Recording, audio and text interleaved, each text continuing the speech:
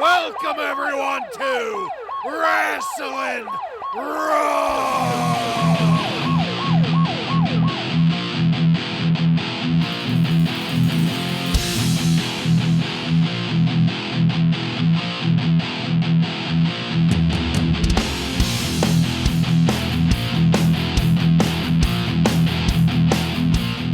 You're listening to Wrasslin Raw, the podcast that takes you back to when the new generation took over the WWF. Thank you for joining us. You're here with Ryan Arico. I want to wish my good friend Johnny Cochran a happy birthday today. Joe Gimateo. Guys, what's that Aretha Franklin song called? Respect? I want respect. I'm the one and only Jason Bartlett. We're going to examine WWE history one episode of Raw at a time. In this episode of Wrasslin Raw, we're going to be taking a look at the Raw that aired on October 2nd, 1995. This Raw was recorded at the Grand Center in Grand Rapids, Michigan, and features Vince McMahon and Jerry the King Lawler on commentary. Are you guys ready? I am ready. Ready to go. All right, then let's get into it. Last week on Raw, I'm trying to do a better impersonation of the movie guy. So we had the opening lines here being said by what sounded like movie guy, the movie phone guy. Do you guys know who I'm talking about? Absolutely. Yep. He had a very professional voice. This was not petting zoo, and I liked it. Very epic, the way this guy was speaking and eloquent, so this was good shit. We get highlights from that fantastic tag team championship victory last week, and this especially highlights the pinfall and the crowd pop. It was still exciting to watch even a week later. While the upcoming match has already somewhat begun with Razor's entrance, we get replays of the previous two times that Razor and the Kid met in the ring. That includes the Dean Douglas interference. We also have highlights from the last time Bret Hart and Jean-Pierre Lafitte met, because we're going to be going for version 2 of that match tonight as well. But let's get to wrestling with our first match of the night.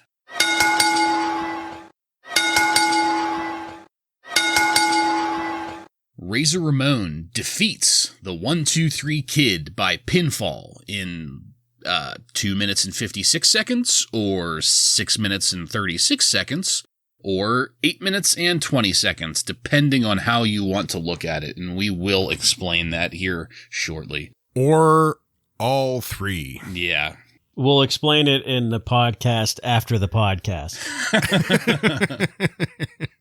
So this match was hot and cold for me at the start because we got a good bump from the Kid and Razor making his arrogant "what do you expect" gestures. But at the same time, there was also mention of the $1 Million Man, Ted DiBiase, and talking to the Kid. Thankfully, that didn't go very far in conversation at ringside.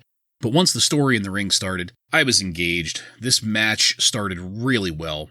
At one point, we got Dean Douglas in the entryway taking notes. That was a little bit of a downer, just because I don't like being reminded that he exists, really. Especially when they were showing Dean instead of the action in the ring. There was some good shit happening in the ring, and the only way we knew about it is because over Dean's shoulder, you could see the, I don't know what you would even call that, the preview of the Titantron. Yeah, right. It's like its first iteration, the Mach 1. Yeah. All of the 21-inch television monitors wired together into one big wall of squares. Those CRTs. Yeah. We know that there were good moves happening in the ring because we saw that in those screens over Dean Douglas's shoulder, but they weren't the focal point. I would have much rather have seen the moves as opposed to Dean writing notes and scratching his chin and going, okay, yeah. And it's not too long before we get to the end of the match. At this point in my notes, at least, I had commented that this was short enough that I spent most of it watching the action, and it kept me engaged throughout. But then after the pinfall, this first pinfall, there were still some frustrations there, and these frustrations led to slapping. And there's talk of the match maybe continuing from ringside, but we kind of really didn't get any indication from that from the people in the ring. They were just kind of, the 1, 2, 3 Kid and Razor Ramon were just kind of taking swipes at each other. And the referee, was that Tim White? Dana White? Tim White, I think. I always get the names mixed up. He wasn't really doing anything to stop it, but he was kind of trying to get between them, but like half-assedly, I guess you'd call it. But anyway, the talk of the match continuing was strictly ringside, but, then the action in the ring did continue, and so did the storytelling. And unfortunately, just when I was really starting to pop my ass off with the way that these two were starting to go at it, we had to cut to commercial. I'm rarely this pissed off with a commercial break, but this was just so fucking poorly timed. We come back to Picture in Picture and found out that there had been a great powerbomb on the Kid while we were away and another pinfall. But apparently the match was being allowed to continue despite 2 pinfalls by this point. After that, we get another pinfall off of a small package. This gets another bell to signal a finish. But we stayed in the ring after that, with Razor slapping the Kid around some more. But no, after a fake out, the Kid decides to trick Razor. And as the Kid goes over and raises Razor's hand to give him the victory, the Kid then attempts like a leg sweep into a roll-up. And the official counted it. The official was playing along with all of this the entire time. I had no idea what was going on as this continued. The crowd apparently wanting more, the Kid selling exhaustion, Razor selling superiority. These things were working very well, but the little details kept on coming back to nag at me, like this goddamn official and the way that commentary was talking about it. Here we finally get to the final ending of this match. Razor refuses to put the Razor's Edge on the Kid to finish the Kid off, but we do get a legit handshake and 2 friends exiting with apparently resolved differences, bringing this couple, series of matches to a close. Ryan, I have mixed feelings about this match. What did you think of it? I think I'm right there with you. I have the mixed feelings as well. The continuation of the matches, the multiple matches, and the ref flawlessly understanding to go along with it is confusing and mind-boggling.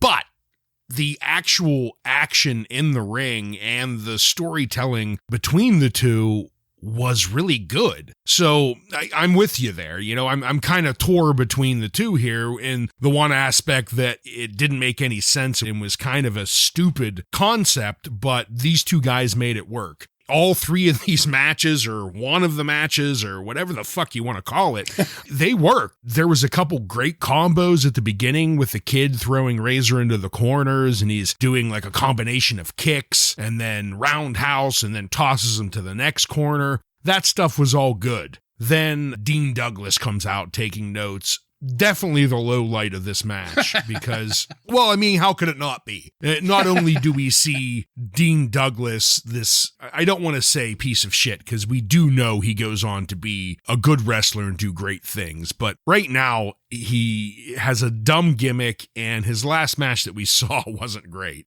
So to interrupt this match and focus on him while behind him on the Titantron version 1, we see the Kid continuing to lay some great kicks was upsetting because it looked like the ring action was still great, but we're going to focus on Dean Douglas.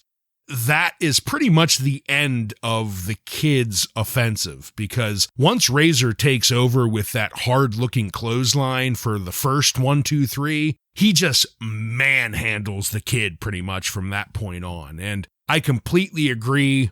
I can't believe that they went to commercial on the second fall, because that reversal into the powerbomb was really great. I mean, they at least gave us a replay of that, but the fact that we missed it was a real shame.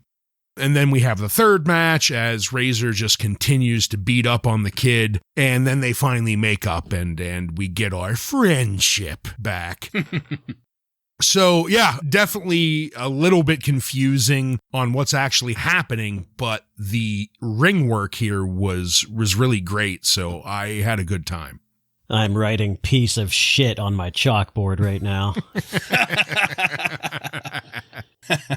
Well, you can throw friendship out the window, brother. This one, I agree with everything you guys said. It's a little too much with, doing 3 matches here, but the guys worked well and it was entertaining.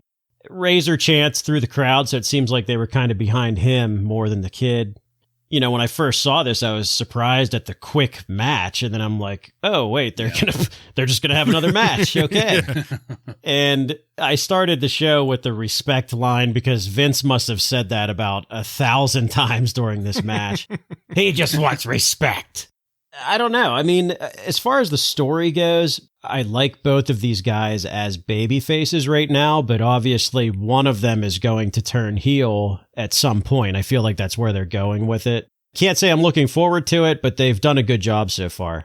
Yeah, I agree with everything you guys have thrown out here, because, I mean, with something so, for lack of a better word, gimmicky, there was just a shit ton of gimmick happening in this match. And we've talked about it quite a bit recently, how we have such a hard time having just a straight up match. And I know with supposedly this being babyface versus babyface, we needed something to spice it up, I guess. But the way that the story happened in the ring, as I was seeing it, is kind of like getting back to that respect thing. The kid fighting for respect and Razor being obviously superior, but kind of putting up with it at first and then just beating the shit out of him again and again. I think this would have been better served if the 3 different pinfalls before the real pinfall could have been maybe just been false finishes. But then again, that probably would have been equally miserable because every single time Vince McMahon would have said, And he got him. Oh, no. Well, let's pitch In Your House 4 here real quick because we need to get that out of the way. At In Your House 4, Diesel defends the championship against the British Bulldog. Shawn Michaels defends the Intercontinental Championship against Dean fucking Douglas. The Undertaker versus King Mabel for some reason. And we'll get Marty Jannetty versus the debuting Goldust. And that's it for what we know of the match cards so far. If recent history tells us anything, there's probably going to be 1 or 2 more matches tossed in here for good measure that we won't find out about until the very end. But Ryan, just briefly, what do you think about how In Your House 4 is stacking up? It doesn't look terrible, but I'm a little bit concerned that Goldust is not going to have her career after wrestling Marty Jannetty. Or be able to walk again. Right. I mean, I'm guessing right after this, we never see Goldust ever again, right? Yeah. You know what, guys? The only thing I noted here is, where is Todd? We haven't seen Todd in a long time. Vince gave us this report, and he must be on vacation or something. I don't think he was on the last pay-per-view either. Nope. Maybe he went the way of Barry Dudensky. It's possible. I don't think we're that lucky. I don't think so either. Nice little break, though. Yeah, it is. You hear his voice doing voiceovers here and there. Like just quick 30-second things, maybe once per episode you'll hear something with him in it. But this was probably the first time, though, that we see Vince doing this, like from ringside. Yeah. And not the Todd report. Yeah, and I even noted it here with my transition to the next segment. We come out of that aside with Vince and the King, as opposed to the usual petting zoo line that I try to throw out there. We come back from Vince and the King to go into our next match. Hunter Hearst Helmsly defeats Barry Horowitz by pinfall in 7 minutes and 51 seconds. We can't focus on the match at hand. We have to look at some completely unrelated shit that happened with wrestlers that aren't in this match when Mabel interfered in and cost The Undertaker his match with the Bulldog last week on Raw. But that's not the true gem of this. So after a commercial break, we come back to Hunter Hearst Helmsley entering the ring, but only briefly, because a graphic comes up. Quite possibly one of the best things I've ever seen on WWF television in my entire life. Probably the best thing on the WWE network. That is very valid. I would argue for that. So the graphic comes up asking people to call in to the 1-900 shameless lines. That's shameless 1 for yes or shameless 2 for no. And the question is asking people for their opinions on whether or not O.J. Simpson is guilty. This is 50 cents per call, and all proceeds benefit the National Exchange Club Foundation for the Prevention of Child Abuse. Or spousal abuse. That was like the first thing I noted. I'm like, how is child abuse tied? I mean, obviously. Well, based on the viewers here. It's a good thing to give money to, but like, how about domestic abuse or something? And the dollar amount that the WWF reaped as a data harvesting tactic here is unlisted. But kids, you have to have your parents' permission before calling.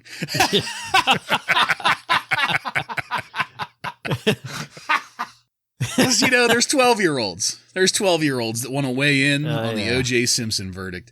I would think the same thing. Like, what kids care about this? But if I remember when we were in middle school, it was a big deal. We watched it. At least my class did. I was in pre-algebra class with, I forget what the teacher's name was, but we turned the fucking TV on live and watched the results of it. Well, I remember a lot of the trial was during the summer, so I was watching it all summer. Mm-hmm. Yeah, same here. I remember seeing Judge Lance Ito's face all over constantly. Yeah. Oh, my God. Well, according to Vince, this is an Americana poll. Tomorrow, we get the verdict from the jury. Tonight, we get the verdict from you. And then the king says OJ looks guilty.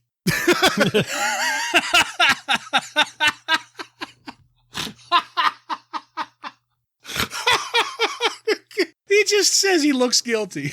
I have a little bit of modern information here. O.J. Simpson recently just received his COVID vaccination, and some people were pretty upset that he got it already. So he was afraid to get it, too. He was afraid to get it. Yeah. But he took a stab at it. Oh!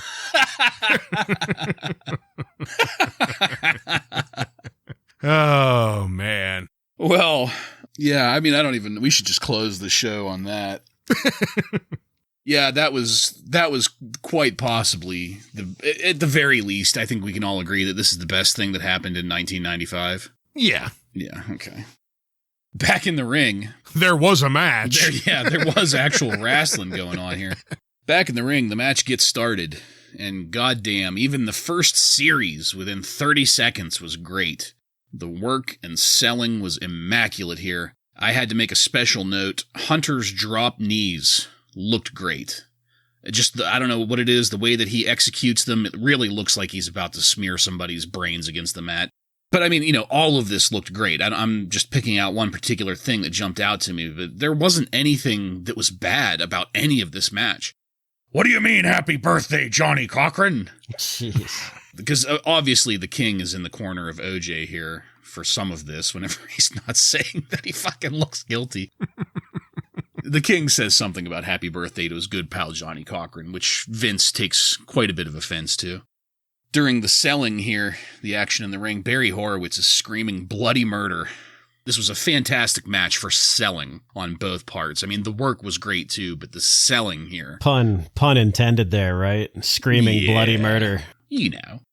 Towards the end of the match, that reversal in the corner that ends with Horowitz's elbow putting Hunter to the mat, that was amazing. That was a fantastic piece of work there. Very strong looking elbow. Yes. After that, this got cranked up to 11 briefly, unfortunately, but out of nowhere, Hunter reverses into a pedigree for the pin and the 3 count. I loved this match. Joe, what did you think of it?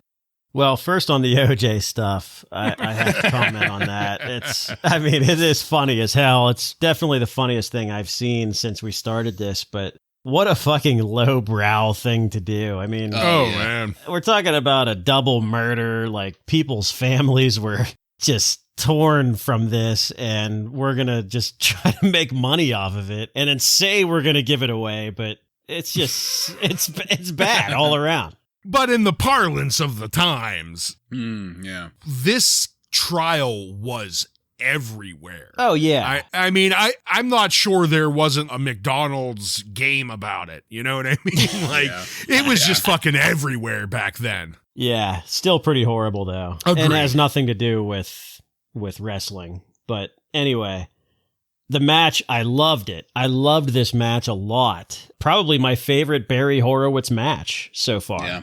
I think that this did a lot for Hunter Hearst Helmsley. I think it gave him really good heat, and that reversal into the pedigree was just fucking smooth, man. That was nice. And the crowd was really, really into this, really backing Barry until that pedigree, and they were silenced. Yeah. So I loved it.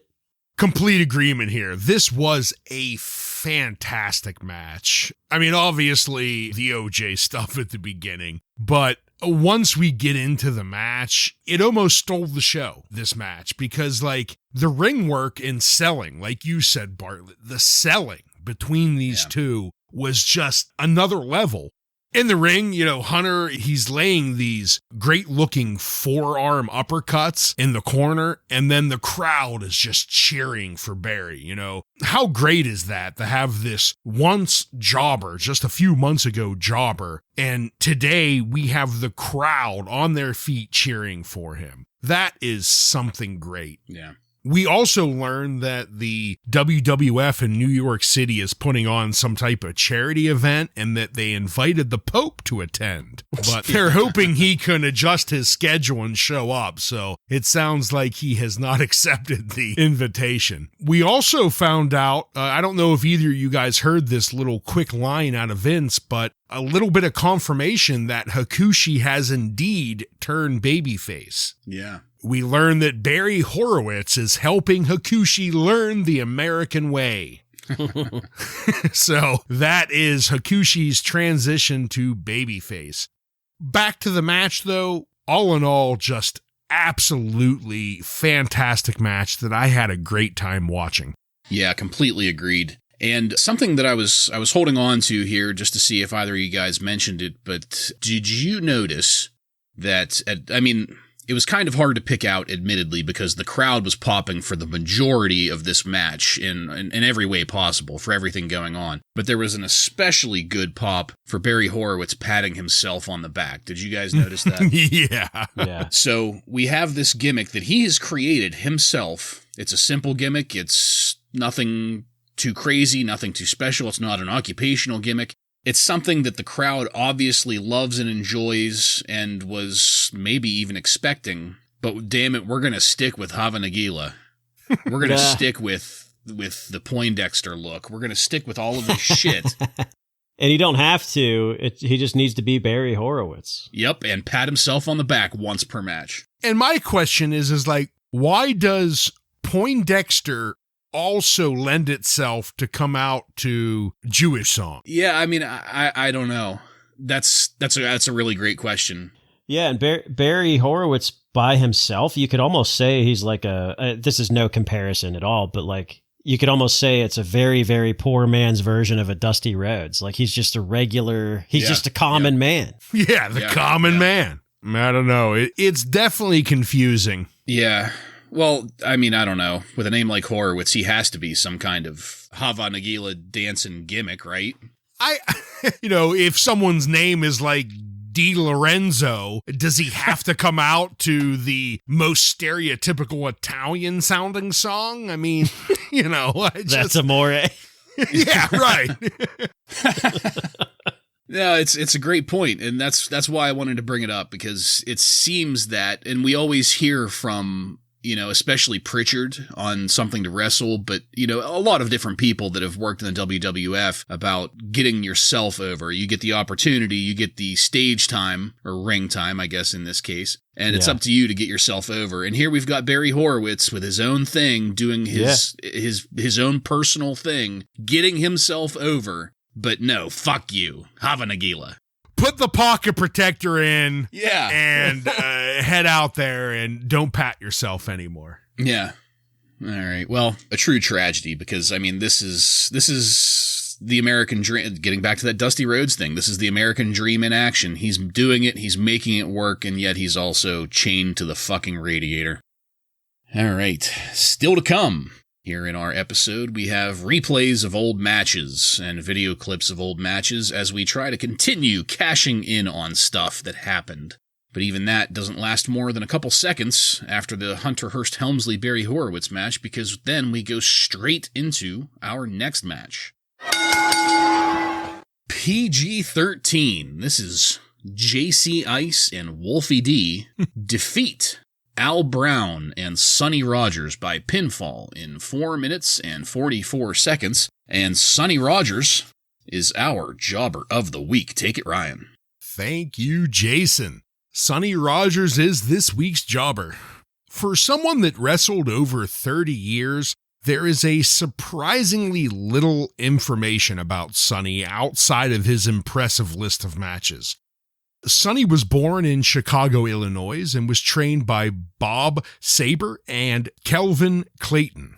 He used the ring names Gaylord Fontana.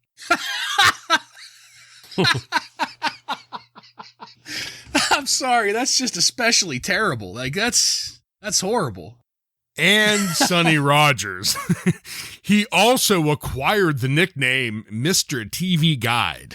That's not as bad. Rogers made his in-ring debut on February 12th, 1983, losing to Spike Huber at a WWA event in Indianapolis, Indiana.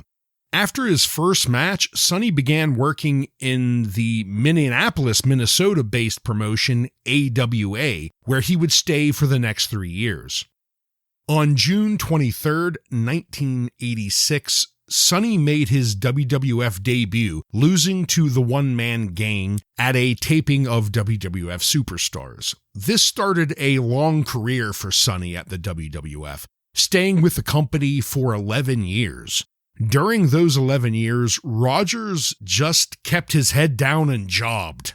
He never received a push. He never had any major feud with anyone or had any well-known stories about him. For 11 years, Sonny Rogers just jobbed and ended up jobbing for just about every single superstar that the WWF has to offer. Rogers' WWF career ended on August 23rd, 1997, losing to The Interrogator at WWF Friday Night Main Event. After leaving the WWF, Sonny spent the late 90s and early 2000s back in his home state of Illinois, wrestling at local events, mainly at VFW and American Legion Post. His final match and final loss came on March 9th, 2005 against Larry Sweeney at VFW Post 5040 in Woodstock, Illinois. I'm sure Marty Jannetty was the main event. Over his long career, Sonny Rogers never held any belts, singles or tag. He has never won any tournaments or big matches, and has really had no major storylines about him throughout his career, sadly. Rogers' final record and very jobber-worthy record is 19 wins and 143 losses. Oh, man. Sounds like we're going to be seeing a lot more of Sonny Rogers here. Yeah, I really thought that you were going to say that his final match was at the hands of Marty Jannetty at a VFW Post. And he lived out the rest of his life living in a wheelchair. He did not. No, thank goodness. Man, what an immaculate jobber this guy must be. He is the, specimen for a jobber. The standard. You look up jobber in the dictionary and you got a picture of Sonny Rogers. Excellent. Well, thank you, Ryan. He's like the adopted son of Brooklyn Brawler and Barry Horowitz. And Rip Rogers. And Rip, yeah. All right. Well, back in the match, PG-13 are apparently the USWA Tag Team Champions. Did I hear that correctly? The USWA? Yes, that is what I heard. That is also, I don't know if you're aware of this, and that's why Jerry Lawler was talking them up so much. That is the Jerry Lawler-owned promotion down in Memphis. Oh, okay. Well, they come out rapping to something that is pretty close to Mabel's music. And just to kind of give you a visual, at first, because of the way they were dressed and the hat that the one guy was wearing, I thought that this was going to be like a proto Too Cool, like Too Sexy. Yeah. I have that marked as well. I really thought that this was going to be Brian Christopher and Scott Taylor. Like a precursor to Too Cool. I mean, everything they did. Yeah. Yeah. Everything. Yeah. The one main difference, though, is that Scott Taylor and Brian Christopher are in much better shape and actually kind of look like wrestlers. These guys, I mean, they weren't bad looking, but they were a little on the scrawny side for WWF professional wrestling. They look like scrawny punks you'd see walking around a mall on a Saturday afternoon. Yeah. Good call on that, especially with the shit that they were wearing. We do get a picture-in-picture of PG-13 cutting a promo on the Smoking Guns out of fucking nowhere. Apparently they're gunning for the tag team championships. As if, well, you know what? I was going to say as if they think they've earned it, but then again, the tag team situation has been so fucked up over the past 2 years, it's entirely possible that they could have a championship match and win them next week. Who knows? The match. This match was just, I mean, I didn't know what to say about it other than PG-13's chain moves aren't really that bad. You can tell they put effort and practice into what they're doing here, and past a certain point, I have to admit, I was kind of into it. There wasn't much of a story being told here in the ring, but the way that I kind of was looking at this is that I was like imagining it as if it was like a spring training tryout. They were there to kind of just show what they can do in front of a live audience. That is, until the ref, which, I mean, we'll talk more about the ref, but the ref clearly yells, "It's time to go home," at them. I don't know about you guys, very audible to me. This is when they were up against the ropes to the left of the hard camera. This wasn't surprising for me at all because this entire time the ref was terrible in just about every fucking way possible. Once he tells them to go home, the boys do indeed go home, ending the show with another tag team chain move as a finisher that, again, didn't look half bad. So I didn't like the look of these guys, like physically, like I mentioned before. I didn't think that they really fit in all that well, but with their work wasn't terrible. Their work wasn't fucking bad at all. And just, doing some fantasy booking, I guess, if I were Vince McMahon here, I wouldn't be offering a contract just yet, but I'd maybe be bringing them back for another match to see if they can keep it up. Ryan, what'd you think of this match? Yeah, I was really surprised because, these guys come out and they look ridiculous. Their gimmick is bad. A bunch of just white rappers. But once the match actually started, I was fairly surprised. The chain work that we got out of these guys and just the general tag team, relationship that these two guys had. They were entertaining to watch in the ring. Now, they need to work on their physique, though. I mean... They need to get on the gas. Yeah, they need to get on the gas because they just look like two little scrawny punks you'd run in at the fucking bowling alley or something in the arcade. I mean, that's what they really have no physique whatsoever. I mean, but their moves were impressive, including their finisher. I thought everything they did in the match looked pretty good, and I thought this jobber team of Al Brown and Sonny Rogers did a pretty good job of selling for him. I mean, I don't think at any point either of the two jobbers actually had any offensive going, but that's fine. It was just here to kind of highlight this other league's tag team champs. So that's the part that kind of confuses me a little bit. They didn't even come out with the other divisions tag team belts that they all supposedly have. They didn't come out with them, but I don't know how this storyline's going to go. Just off memory, I don't remember PG-13 ever really making any bit of noise in the WWF, so I don't think that we're going to see them that much moving forward, but I'm kind of with you, especially with how weak the tag team division is currently in the WWF. They couldn't hurt adding these guys to the roster because they were pretty entertaining to watch. Yeah, I'm glad you ended there because I was wondering that. That's my first note. What is USWA? Why are these guys here? There was no mention of any of that. I had to look up USWA. Like, I didn't know what the hell it was. Maybe I just missed it, but, that was like my first note here. And Bartlett, how long did you say this match was? This match was 4 minutes and 44 seconds. Which, it seemed so much longer than that to me. Yeah. You know, I'm with the ref. I wanted to go home like halfway through. I'm going to disagree with the work. I didn't like it. I thought they were exactly what you would think they would be, which is the best tag team at some cheap indie wrestling show that you would go to. Like that's what they looked like, and that's kind of how they worked in my opinion. So I didn't hate it, but I didn't really enjoy it either. The gimmick is just such, I mean, they look like goons out there. Yeah. I mean, they're trying to sound gangster, but the one guy is just, he sounds like really Southern, so it doesn't really work. But yeah, I mean, it's, you know what? It's a new tag team, so whatever. I mean, if they're back out there with a non-jobber team, then maybe I'll think a little bit differently of them. I mean, they'd fit in perfectly in the WWF. Terrible gimmick, good wrestlers. Yeah. Well, I mean, and that's why I said that, like, I tried to keep this in the lens of a tryout. Like, we have potential here.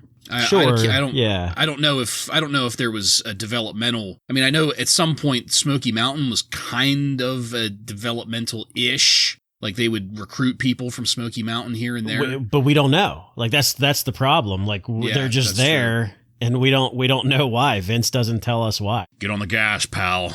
Yeah, places. yeah. I can see that, Joe. I really can. It's just. Probably the thing that bothered me the most about this is I was so distracted by the ref and just the terrible like was this his first match? I hope they didn't bring him up from the fucking USWA too, because my God, he was terrible. Before it slips anybody's minds, don't forget to call in to the O.J. Simpson vote line. We are still taking calls, tallying those votes. Up next on Raw is something that already happened. Again, complete with the King saying that this is the greatest thing he's ever seen. I was really put off by the amount of looking back and highlighting previous matches with no real context in this episode. I won't get any deeper into it than that, but it bothered me. Also, after the chaos of the triple header, the solution is going to be something that I'm not sure I want to see, which is a 6-man tag between The Undertaker, Shawn Michaels, and Diesel on one side, and Owen Hart, Yokozuna, and the British Bulldog on the other next week on Raw. Actually, was that the triple? No, they said the chaos of the triple header because I quoted them, but that wasn't for the triple header, was it? That was for the ending match, the Bulldog and Undertaker in Raw. Mm-hmm. Well, that's even more confusing now because I quoted it from the episode. They said after the chaos of the triple header. So I guess they don't know what they're talking about. I might be the asshole, but I don't think so in this case. Anyway, next week, 6-man tag. Not really my kind of thing personally, but Ryan, what do you think of how that match might end up looking? I hate it. So the only thing I could think of seeing The Undertaker team up with the two dudes with attitudes is when he revealed the American flag under his coat. Yeah. It's just none of it makes sense for his character. He's already way over with the fans. You don't need to fucking package him with the two dudes with fucking attitude. Just leave The Undertaker alone, please. Yeah, just leave him alone. No thanks. That's all. That's my only comment. Yeah. No thank you. Yeah. I completely agree with you guys, and we will get a prime example of that later on in the episode here. That pitch for next week's Raw will take us into our last match of the night. Bret the Hitman Hart defeats Jean-Pierre Lafitte by submission in 14 minutes and 37 seconds. My very first note is, well shit, Jean-Pierre is carrying his pirate flag. That's as he's coming down the entryway. But before we get to the match, let's all just have a brief moment of silence for Barry fucking Dudensky, as Doc Hendrix is here with little Sandy, Yeah, Sandy is a cute little redhead girl, maybe about the age of 8 or 9, and he is using poor Sandy to sell a Bret Hart shirt that comes with a classic WWF videotape. It is clear to me here that Doc Hendrix is not exactly comfortable with this particular responsibility. It was like Ted DiBiase reading the movie of the week. Yes, yes, exactly. Do it again! From what I've heard in various shoot interviews, Michael P.S. Hayes, who is Doc Hendrix here, has always been somebody that is willing to do anything for the business, but I have a feeling that his desire to volunteer bites him in the ass a little bit on this particular duty that they put on him. But back to the match, here comes Bret Hart walking through the building. I thought that was pretty cool. It's another hint at the future to come. We get these neat little backstage scenes of people. And after a commercial break, the crowd pops their asses off for the entrance of the Hitman, who did get his jacket back, by the way, so I'm not sure why we're doing this, but we're going to have a match anyway. I loved the opening sequence of Lafitte punching the hell out of Bret Hart. I thought that looked fantastic. The slam into the steps looked fucking rough as hell in a very, very legit way. Just the angle of it seemed like that was the corner of the steel steps going right in between a couple of vertebrae. But I did like Lafitte tossing the Hitman up and onto the ropes. That looked great, and so did the reversal into the clothesline that we got. It looked fantastic. Even the splash into the corner looked great. So far in this match, at this point in my notes, this has been Lafitte looking good and Bret Hart making Lafitte look good. The one and only thing that was annoying up until this point in my notes was the cameraman getting in the way. This is to the right side of the hard camera in between the ring and commentary. And then even the King on commentary jawing at the Hitman. They've had this feud going on for a while, so of course the King is going to run his mouth the entire time about the Hitman. Even that was not putting me off until that same cameraman started giving us too many views of the King's actions and reactions. At one point during this match, we spent way too much time looking at the King instead of looking at the action in the ring. I had to note that I love the Hitman's side Russian leg sweeps. This is a move that we don't see a lot of here back in the early 90s, and I distinctly remember in one of our previous episodes in the archives, we noted it the first time we saw it, and it was Bret Hart, the first person in the 90s to use the side Russian leg sweep that we were aware of, at least, in our viewing here. In the corner, we got a superplex. That looked great, as did the transition into the sharpshooter to get Bret Hart the submission and the victory. And guys, I'm going to cut off the match segment there. There is more to talk about following this match, but I want to get through our comments on the match itself first. So just in total, I thought this was much, much better of a match than the one that we had at In Your House 3. Joe, what did you think of it?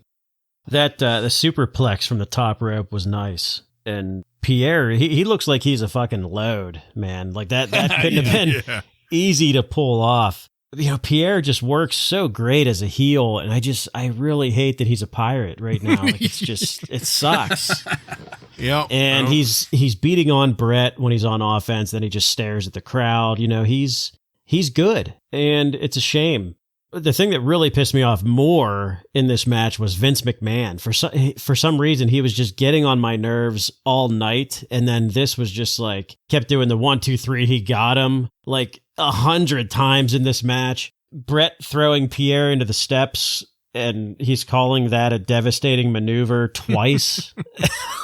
like, come on, just say right into the steps or something like that. I mean, I agree. It was great. It looked really good, but it wasn't a maneuver. No, he just threw him into the steps. And he kept saying it's a demolition derby like 400 times. Yeah. It just really annoyed me, but it didn't take my attention away too much. Bartlett, you thought it was better than In Your House. I thought it was pretty much the same. I didn't think it was any worse or better. I think that, again, I like Pierre as a heel, and he works very well with Bret Hart. I'm going to start off with just saying that Doc Hendrix is a poor replacement for Barry Dudensky. Yes. it's not working for me. I don't want to buy a single thing that Doc Hendrix is selling. And they probably made Sandy pay for that shirt. Poor little Sandy had to pay for that. But like expected, this is a pretty entertaining match. These guys work good together. They're having, good exchanges back and forth. And then I thought the match really took off when Bret Hart kind of catches Pierre and then pulls him into just a hard-looking clothesline, which Pierre sells really, really well. One thing I didn't really like, though, Pierre lands his finisher, but Bret Hart kicks out of it. We have this guy, Jean-Pierre, he was undefeated up until our last In Your House, and now his finisher has already been deemed ineffective. Yeah. I'm sorry, once someone kicks out of your finisher, it's not a finisher anymore. Do you think it's because he didn't lay the flag down, the Jolly Roger? I think it must be. Oh, yeah. The Jolly Roger has a little special power. And to me, that actually kicked off what I considered the low point of the match, because a little bit after that, Pierre takes over and just kind of starts going into a few minutes of just normal, solid wrestling moves, but it's nothing spectacular. And it got a little bit boring, if I must say, towards the middle of it. But it didn't stay that way for long. I mean, these guys worked really good together. Bret Hart's great-looking suplex off the top rope into the sharpshooter for the victory was good. So, overall, I thought this was a really solid match. I just thought that them killing Pierre's finisher already was a little bit premature. Yeah, that's a really great point. I didn't even think of it. I kind of just chalked it up to the endurance and stamina and toughness of Bret Hart. But you do make a very good point with that. If there's anything that we've learned with watching this at this point in time in wrestling history, at least, for the most part, a finisher is a finisher. Right. All right. So I mentioned this earlier. We cut off that segment where it was, but moving into this next segment for our listeners out there, this continued immediately after the bell is rung. So there's no delay between what we're coming out of and what we're going into now. And what we're going into now is the King challenging Bret Hart, because that angle will never fucking end. After the end of the match, Lawler and Bret start to go at it after the King takes his headset and jacket off. Lawler is standing there. Well, first he's sitting down, yelling at Bret Hart, then he's standing up, and then he's standing up on his chair and the announce table. Lawler takes his jacket off, Lawler takes his headset off, and the jawing is really going on here. Eventually, they do come together, and the punches get thrown. This carries over the barricade and into the crowd briefly. But then Isaac Yankem, out of nowhere, shows up to deliver the DDS to Bret Hart on the concrete on the outside. The crowd's response to this is to be chanting for Diesel to come out, which prompted me to mutter, "Oh my God," under my breath. Vince instructs us to think that this was set up by Jerry Lawler and Isaac Yankem DDS from the very beginning. The only saving grace of that is that it was not Ted DiBiase all along. After a commercial break, we come back to the news that President Gorilla Monsoon has declared a cage match between Isaac Yankem DDS and Bret Hart here on Raw. This is, 3 matches now that we're just gonna repeat. We've run out of matches and match-ups, I think, here. I really hope that's not the real case, but my goodness, this stuff is starting to kind of prick at me because, we just had Isaac Yankem and Bret Hart. I thought that was done, but no, we're gonna put him in a fucking cage now. Also, I'm not comforted in being reminded of that 6-man tag match next week on Raw, but we're gonna go to comments from Jim Cornette. Jim Cornette is representing Yokozuna, Owen Hart, and the British Bulldog here. This was perfectly predictable, with everybody claiming that they'll win, and then Yokozuna yells Banzai to punctuate the interaction. We cut to commercial. and come back to one of the most jarring scenes I've ever laid eyes on. This is the two dudes with attitude up front, Undertaker behind them, bowing his head in shame, or at least that's how I read it, and Paul Bearer to the side, doing what he can do to make things better for us. He didn't have much to work with. I hate to say that, but unfortunately, Paul Bearer was stuck reacting to what the two dudes with attitudes were saying. The two dudes with attitudes claim that they're the champions, as in, the WWF Championship and Intercontinental Championship, respectively, and they will do whatever they want. After that, The Undertaker goes on what is, for him, a bit of a tangent about the vultures scraping rotten carcasses when night falls. One of these things is not like the other, and if there's anything that I can tell any of our listeners out there that you need to go back and watch in this episode, just to kind of sock this point home, these people don't belong with each other. Ryan mentioned it earlier, but this scene, these promos about we're the champions and we'll do whatever we want, in direct contrast to the vultures scraping rotten carcasses, it just sums up the wrongness of this whole situation. And then we end the episode with the results of the viewer poll about whether OJ was guilty or not. And guess what, guys? The results are a shocking 51% not guilty. And that's where we fade to black. Joe, what did you think about the way Raw ended tonight? So I will go back to Jerry Lawler. I think that Jerry Lawler did a pretty good job with being annoying as hell and wanting us to have Bret Hart punch him in the face. He did a good job there. And Isaac Yankem, I thought it was hilarious that he comes out wearing his dentist shirt. Like, was he just working on someone's teeth in the back? And he was working on an abscess tooth out back. Yeah. In the so them cage match in several weeks is what Vince announced. He didn't say it was next week or when it was going to be. So is that the first cage match we've had on Raw? I think it is. I believe so. I think they've all been pay-per-view. Yeah, that sounds correct. Something tells me maybe the Monday Night Wars are heating up a little bit. I don't know. Yeah. The interviews after, I thought Paul Bearer was funny. I liked him reacting to Shawn Michaels and Diesel. I thought it was funny. I didn't think Isaac Yankem coming out and attacking Bret Hart was all that bad, and learning that we're going to have a cage match between the two. It's a little bit of just rehashing some old business, but I think we all thought that Glenn Jacobs did a pretty good job with the Hitman last time, so I don't think a cage match between them is going to be a disappointment by any means, but the crowd chanting for Diesel to come out and save Bret Hart. I mean, last week, he ruined an episode with his constant interrupting, and the crowd is chanting for him to come out here? What the fuck is going on? I feel like I grew up during that time period. Why do I not connect with these fans on any level? As far as that final promo goes with The Undertaker and the two dudes with attitudes, I don't have any comment. Really? Yeah, it's that bad. I mean, just get them away from them. Get them away. Yeah, well, fair. And I'm kind of surprised that you guys aren't falling closer to me on this one with this Isaac Yankem stuff.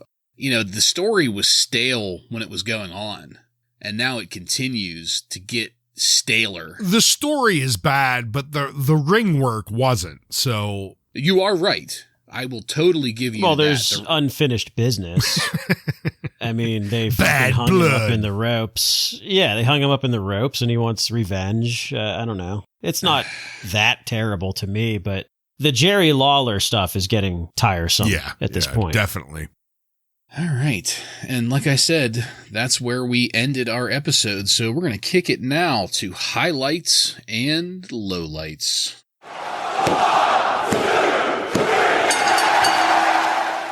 Joe, why don't you take it first? My highlight is the Hunter Hearst Helmsly versus Barry Horowitz match. I just really enjoyed that match a lot. And my low light is the OJ pull. I think that was just fucking pathetic on Vince McMahon's part and doesn't belong on Monday Night Raw. My highlight, complete agreement. The Hunter Hearst Helmsley Barry Horowitz match just stole the show tonight. They worked really great with each other, and I enjoyed myself watching it. My low light is the crowd chanting for Diesel to come out and help the fucking Hitman. I'm sorry. Last week, I just said this, but last week, Diesel helped ruin an entire episode of Raw, and here we are a week later, and they're fucking chanting for him to come out and do it again. Fuck off. My low light is this fucking crowd. Oh, man. Where was this Raw? This was in Grand Rapids, Michigan. Diesel's home area. Yeah, well, okay. Fuck you. I know, right? They should. I mean, if they were a little bit closer to the Upper Peninsula, they could have been chanting for Sabu. So my highlight and low light, we're going to go 3 for 3 on the highlight here. That Hunter Hearst Helmsley Barry Horowitz match is just a fantastic piece of wrestling. I can't say it any better than that. No gimmicks. I know that's something that I've been harping on a lot lately in our episodes here, but it was just a straight up match between two people. The heel won, and we got a little bit more of a shine on the babyface there, and all good things happened. That was a fantastic match. My low light tonight is, I'm going to differ on both of you guys here. My low light is the storytelling, or maybe I should say the mechanics of the storytelling of the 1-2-3 Kid Razor Ramon match. That could have been a phenomenal, and it was good already, don't get me wrong, but that could have been 10 times better if it wasn't for just the weird shit with the referee and commentary knowing what was going on before anybody else did, and the little things that just kind of cocked that up. If it weren't for that stuff, that match could have been fucking amazing. So the dropping the ball on that match is what I'm going to consider my low light. Joseph, do you have any contemporary wrestling news from on and around October 2nd, 1995 for us? Yes, and we will start with some news on the Monday Night War. Vince McMahon held a meeting with all talent before the In Your House pay-per-view, making an announcement that Bill Watts will be the new creative employee in WWF. So that is official that Bill Watts is there in creative. Vince also addressed the fact that WCW is going head-to-head, and they were not going to change their format at WWF. Like we mentioned, they're going to do a live show and then 3 recorded shows. He did blast WCW for going head-to-head, saying it's not good business because they could have chosen any other night. He also said Hulk Hogan would never work in the WWF again, and as for Lex Luger, we'll see him in court. Okay. Vince also mentioned that Ted Turner tried to buy WWF 10 years ago and still holds a grudge, and that's what this is all about. So Vince doing what he does best, playing the victim in this situation. Steve Austin. I don't know how well you guys know his history before he became Stone Cold Steve Austin, but he was stunning Steve Austin in WCW, and then he went to ECW after getting a FedEx firing. He was cutting some promos in ECW that sort of paved the way to become Stone Cold Steve Austin. I don't know if you guys have ever seen those. I have. I think his ECW is where he started, and that's the bottom line. Yeah. Yeah. Just to add to that, a really good summary of that in clip form is in the Monday Night War series on the network. I just watched the ECW and Steve Austin episodes this past weekend, and they highlight exactly what you're talking about. It's good stuff. Everybody should check that out. Vince, we won our royalty check for that push. Get Jesse Ventura to fight for that for you. So you saw Steve Austin mocking Hulk Hogan in one of those promos. Yeah. Mm-hmm. Well, that happened around this time, right around the October 2nd time period. And Meltzer says there are quite a few people upset over this. Jean-Pierre Lafitte has stolen Savio Vega's ring jacket. Sorry to report that. Okay. God. Still no details. Still no details on the Tatanka situation, but the Observer is alleging it must be something serious given the fact that Titan has completely let him go. So no news there, but we're going to keep an eye on it. You guys remember Clarence Mason from last week, right? Yes. Absolutely. Well, Clarence Mason is not an actor. He is a real-life prosecutor. Oh. And he has a connection with the big cat, Ernie Ladd, and that's how they got him to do that. Last piece of news is my favorite piece of news this week. Dave Meltzer says that they ran a poll about OJ's guilt or innocence, promising the proceeds to abused children's foundations, which ended up as a major embarrassment. The WWF is hastily sending out apology letters to these foundations. The foundations did not want to be involved in a poll related to a double murder case. To a poll about murder. A double murder case, and the WWF did not get clearance before airing that poll. Oh my God. The WWF said the idea came up last minute, and they admitted that they made a major mistake. Jesus Christ. My Lord. And that is all. Man, fucking scumbags. Well, thank you for that, Joseph. And I just want to throw it out there for our listeners. We had a brief discussion in our Wrasslin Raw texting thread here recently. Mr. Joe Giammatteo is embarking upon true wrestling academia. He is going balls deep into the Monday Night Wars in order to provide you, our listeners, with quality informational content to go along with the opinions that we offer here. So I personally just want to say, Joe, thank you for getting deep into it, because I really do think it's going to really add a good touch of flavor to everything that we're talking about here. Absolutely. Thank you. I certainly hope so. And guess what WCW is going to be having within the next week or two on Nitro? A cage match. Oh, boy. All right. I look forward to hearing the repercussions of that, if we have any at all. It seems like Vince is just going to continue to ignore the fact that he has competition, at least at this point in time. So we'll see what shakes out. And I am glad that you'll be keeping us updated on that. That's going to be good stuff moving forward here. And that's it, folks. We're done with this one. I want to thank you again for joining us, and if you like what we're doing here and want to connect with us, you can find us on every major social media and podcast subscription platform by searching up the handle Wrasslin Raw. That's WRASSLINRAW. While you're there, don't forget to click subscribe to get every episode of Wrasslin Raw coming to you every week. Give us a 5-star review, and let your friends know about the fastest growing wrestling podcast in the world. Next week on Wrasslin Raw, we're going to take a look at the Raw that aired on October 9th, 1995, with matches featuring Fatu, Skip, and many more. So, for Joe and Ryan, I'm Jason, and this has been Wrasslin Raw.